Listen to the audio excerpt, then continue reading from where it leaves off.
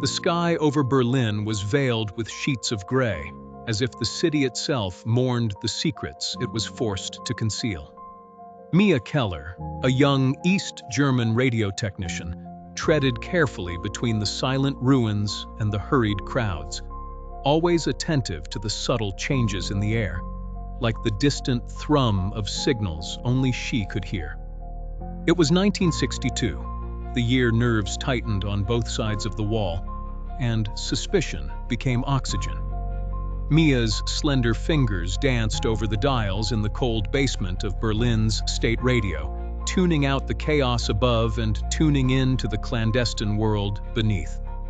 She could intercept coded messages, whispers weaving through forbidden frequencies, hints of something vast lurking just beyond understanding.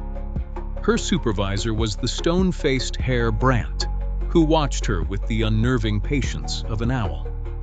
He handed her a slip of paper, a frequency scrawled atop it, 1784 MHz. Tonight, Mia, midnight, record everything. There was no need for threats. The fate of her family, as always, hung like a portrait over the dinner table. Silent, omnipresent, unmistakable. That evening, as rain rattled the apartment window and her father sauntered in silence past the unopened letters bearing Western stamps, Mia felt that familiar chill. Everyone lived two lives, one for the neighbors, one for the mirror. At midnight, her headphones hummed with static, and then, unmistakably, the coded clicks of a numbers station. 7, 3, 5. November, Echo, Sierra. The sequence repeated. She scribbled furiously, heart pounding against the threat of being discovered. Outside, the city patrolled itself with heavy boots and heavier eyes. Suddenly, her headphones hissed, and the channel shifted. A crisp male voice whispered in German, "Das Mauerfall beginnt." The Berlin Wall? What did this mean? The phrase was like an echo from the future, and yet also an invitation to disaster. Did her hands tremble noticeably as she transcribed the words? The next morning, Herr Brandt called her to his office. On his desk, her notes lay exposed, her handwriting scrutinized.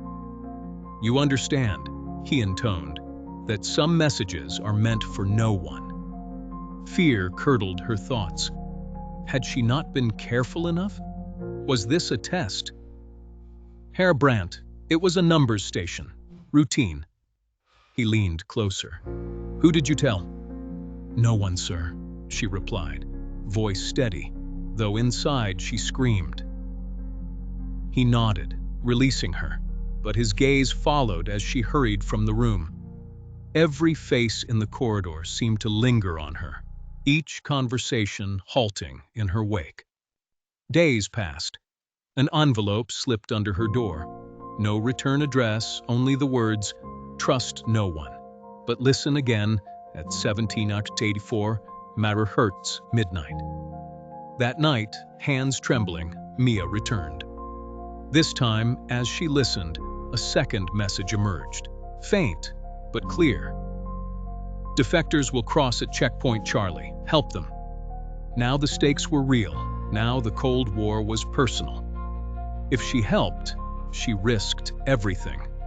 If she did nothing, betrayal echoed in every tick of the metronome she used to mark the seconds before her life changed forever. Rain fell as she crossed Berlin, a shadow among shadows, heart thrumming in time with each step toward the unknown. Somewhere across the barbed wire, another soul was listening, just as afraid, but not yet found. Mia's story, like so many under the weight of the Iron Curtain, was one of invisible wars, where a single word carried enough weight to tip the world on its axis.